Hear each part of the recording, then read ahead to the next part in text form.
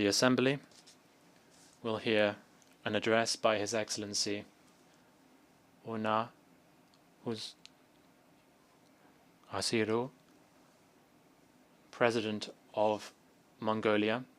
I request protocol to escort His Excellency.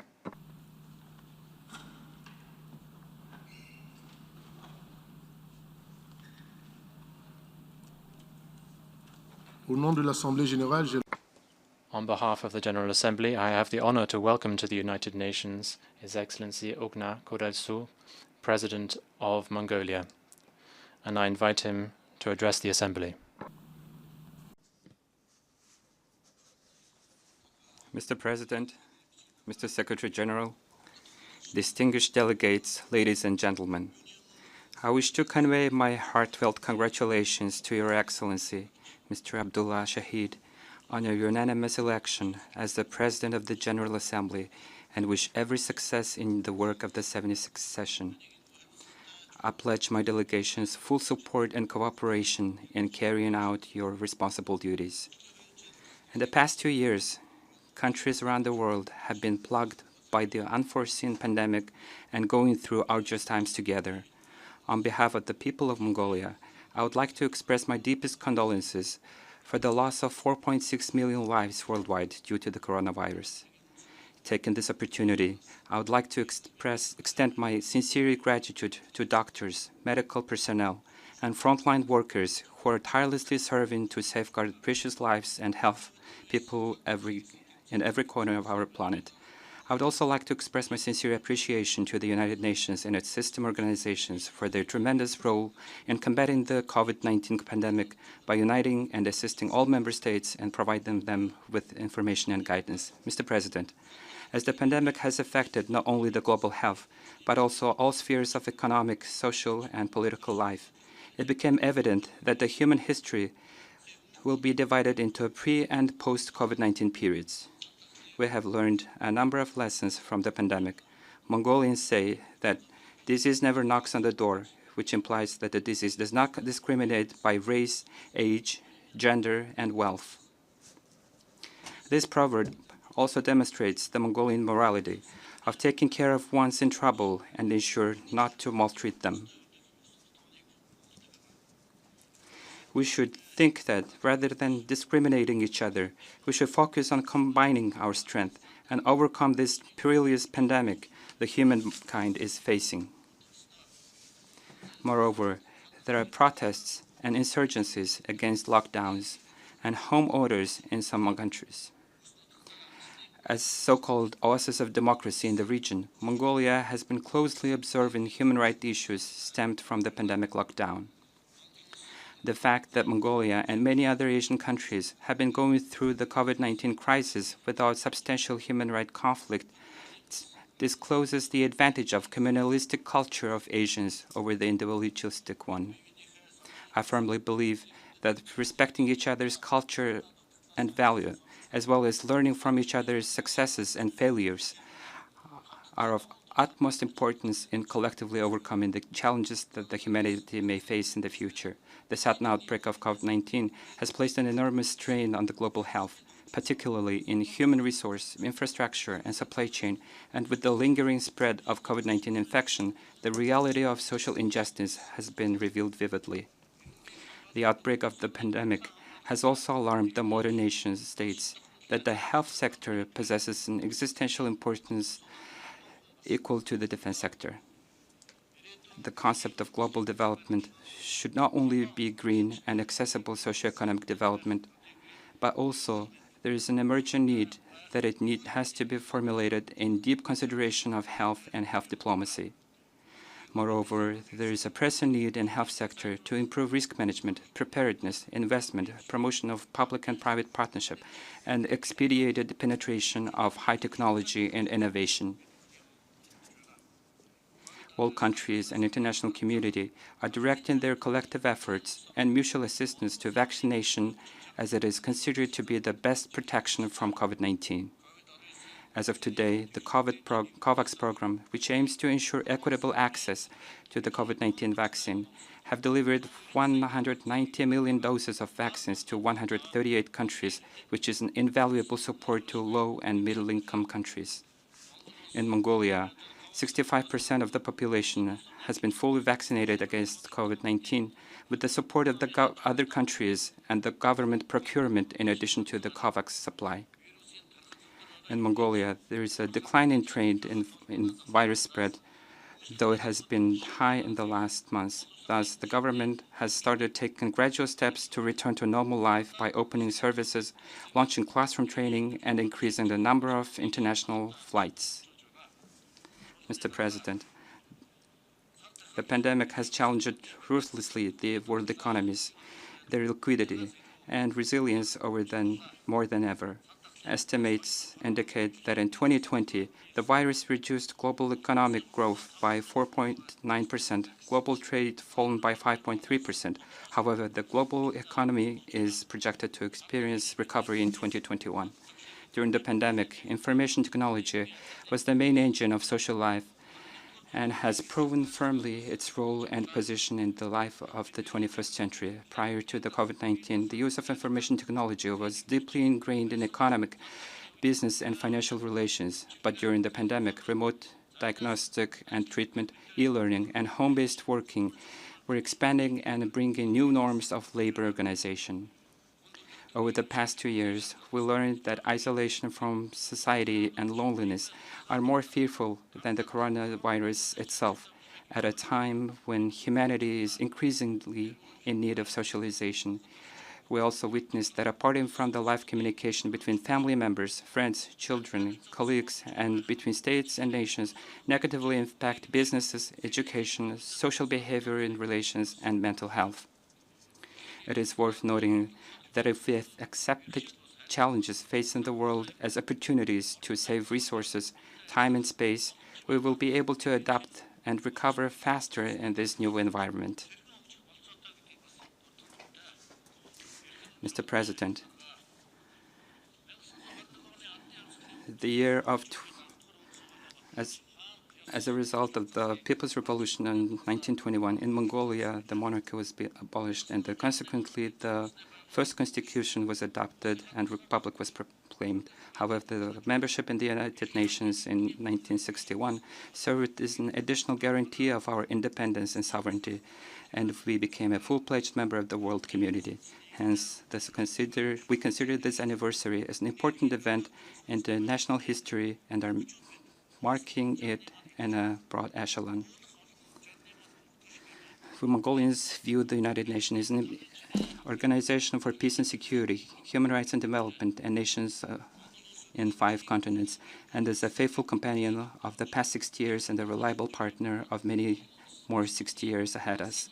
Mongolians say that a person with friends lives in a space like a step, and a person without friends lives in a tight space like a palm. Nowadays, Mongolia has diplomatic relations with 193 countries of the world and became member of more than 70 international and intergovernmental organizations. Moreover, we deem that the fact Mongolia's accession to more than 290 international treaties is a proof of our increasing position, role, and responsibilities in international arena and global affairs. The UN system organizations have made a significant contribution to Mongolia's development. In particular, we have cooperated fruitfully in the different fields, including strengthening democracy, good governance, improving the legal environment, ensuring human rights, reducing poverty, protecting maternal child health, and promoting environmental and sustainable development. On behalf of the people of Mongolia, I wish to convey my sincere gratitude to the UN and its system organizations for rendering multifaceted assistance in creating groups of donors and supporters throughout the challenging time of our country, such as social and economic transition in the 1990s and repeated winter calamities of the COVID-19 pandemic. Mr. President, for the last 60 years, Mongolia has been actively engaged and contributed to the achievement of the objectives and principles of the UN Charter. My country has initiated and tabled more than 90 UN General Assembly resolutions on 20 agenda items, including Disarmament Week, the Declaration of the Right to Peace, nuclear weapon-free status, economic development, environment protection, cooperatives, situation of women and rural rights areas, literacy, and education for democracy. Amongst them, Mongolia declared its territory as a nuclear weapon-free in 1992 and has been working actively in this direction ever since. Furthermore, I would like to emphasize the fact that we have actively participating in the UN peacekeeping operations since 2002. The period of 2003 to 2012 was proclaimed as the UN Literacy Decade at the initiative of Mongolia and the international think tank, the first ever intergovernmental body for landlocked developing countries, has been established in Ulaanbaatar. As we continue to work, ensure the special needs and interests of landlocked developing countries based upon the advantage of our geographical location, we strive to develop into Transit Mongolia, a transit, trade, and service hub connecting Asia and Europe. Taking this opportunity, I would also like to underscore that Mongolia is committed to participating in economic integration in the Asia-Pacific region, such as becoming ASEAN dialogue partner, as well as joining East Asia Summit and APEC. Mr. President, the coronavirus pandemic is the major disaster since World War II. Although 103 years have passed since the World War I and 76 years since World War II, the dangers of the war have not yet been fully eliminated, and the attempts to resolve issues by military means persist to this day. Therefore, in today's world, this horrendous phenomenon called war must be completely eliminated from the future of mankind and human property. And the role of pertinence of resolving any conflicts and misunderstandings only through peaceful means and dialogue, as well as promoting preventive diplomacy, are on the rise. There is a widespread misconception that our ancestor Genghis Khan was a vicious man who conquered many nations. However, world history and studies show that he was adherent to diplomacy and he was a peacemaker with true desire to set borders without hostilities. His dream was realized through a solid peace and lasted for almost 200 years on the great chessboard of Eurasia, and the world scholars call this period Pax Mongolica, which made a noteworthy contribution to the development of humankind. We Mongolians have inherited the spirit of cherishing peace from our ancestors, and today Mongolia is internationally recognized as a peace-loving democratic nation. In 1990, we were able to peacefully transit to the democratic system without a single gunfire. We have no territorial or border disputes with our neighbors. We have no religious or ethnic conflicts. Mongolia is a country that pursues peaceful, open, independent, and multi-pillar foreign policy. Therefore, with a view to build an intellectual immunity against war in human beings, we present an initiative to observe the September 2nd, the day when devastating World War II that involved more than 100 million people from more than 30 countries and took the lives of millions, had ended as International Day to commemorate humanity's victory over war. We're confident that countries and people of the world will support this initiative. We see emerging military, political, and security-related issues, increasing number of armed conflicts associated to religion, cultural difference, economic competition, and globalization, growing flow of refugees, as well as environmental degradation. Accordingly, the UN political and peacekeeping operations policy, its type and scope have been modified. We support efforts to increase peacekeepers' role and change in the requirement for them, as well as the desire to make immediate action with compact force equipped with modern weapons, equipment, and facilities in line with the relevant mission's operational situation. Since 2002, Mongolia has deployed nearly 20,000 blue helmets to 13 UN peacekeeping operations in 3 different continents and ranks high in the world in terms of per capita deployment of peacekeepers and number of military personnel. In the future, Mongolia aims to increase its participation in UN peacekeeping operations and is preparing to deploy quick reaction force company, construction engineering company, and level 2 hospitals to the UN missions. Moreover, Mongolia pursues a policy to increase percentage of women peacekeepers to 15% in accordance with the UN Security Council resolution on women, peace, and security.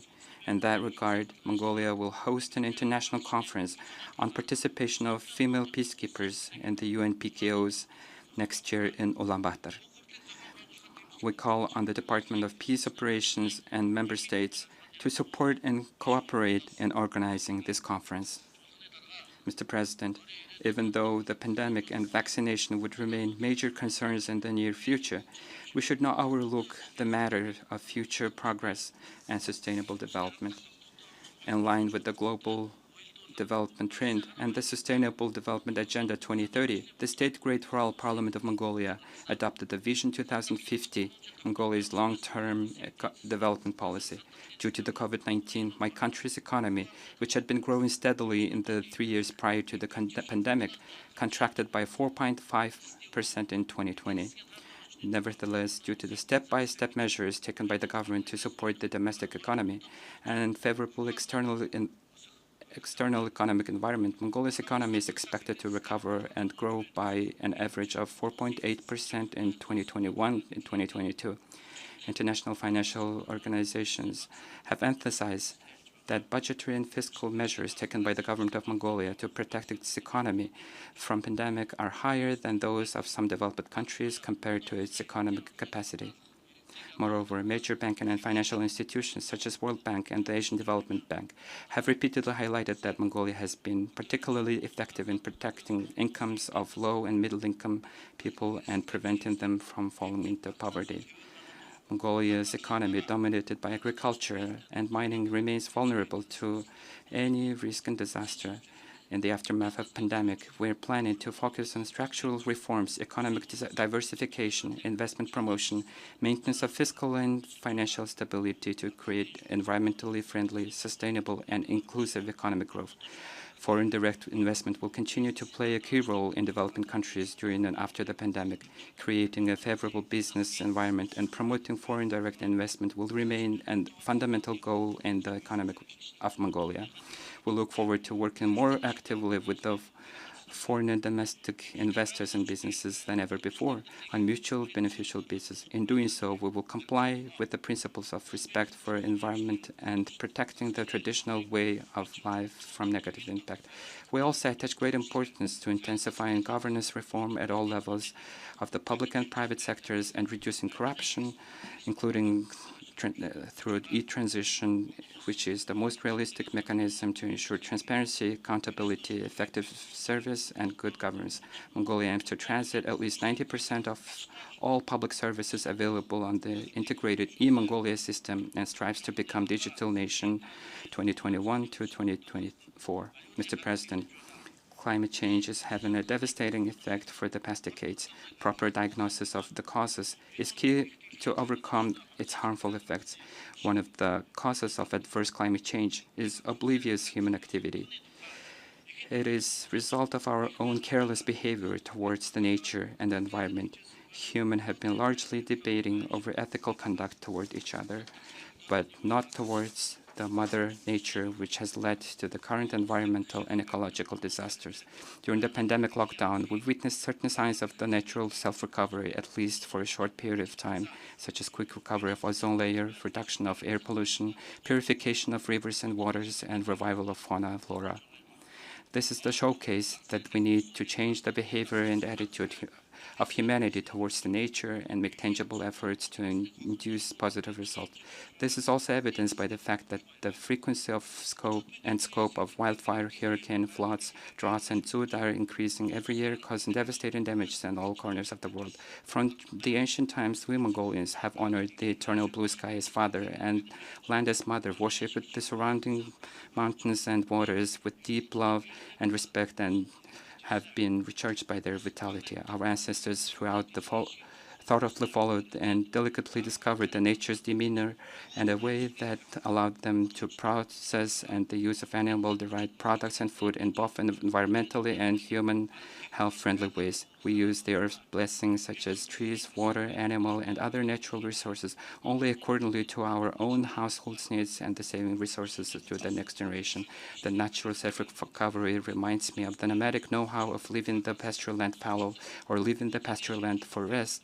This is a Mongolian heritage wisdom to offer the motherland an opportunity to rest a while and to recover and revive itself.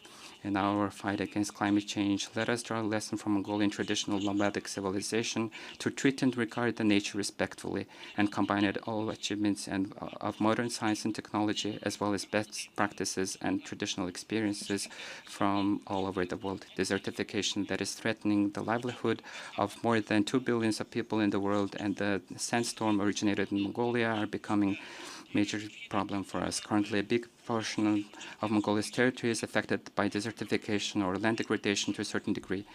Main reasons are 2.2 Celsius degrees of increase of mean temperature and 7% decline in annual precipitation level for the last 80+ years. The most efficient way to reverse desertification is planting trees. We Mongolians ponder that planting trees, writing books, raising children are the most three superior days. Hence, we have launched the campaign Plant 2 billion trees by 2030 in order to contribute to the global fight against climate change. Climate change and ecosystem degradation pose a real threat to the future of humankind, irrespective of body or ethnicity. Conscious to this critical turning point, the countries taken around the world have decided to gather in Glasgow in November for the COP26. I urge you, my fellow leaders, increase and renew respective contribution to the pledges in fostering green development, reducing greenhouse gas emission, and developing an environmentally friendly society. Mr. President, the key approach to the swift recovery from the damages of the pandemic and restoration of Blue Planet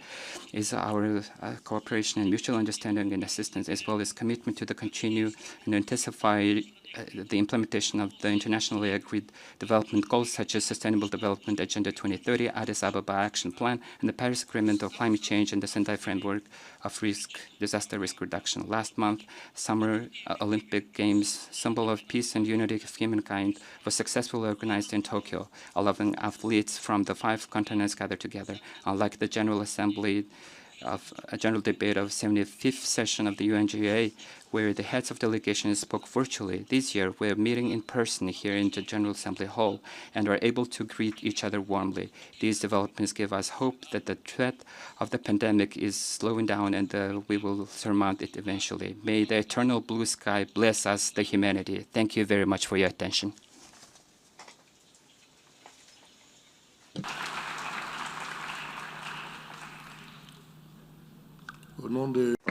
On behalf of the General Assembly, I would like to thank the President of Mongolia for the statement just made, and I request protocol to escort His Excellency.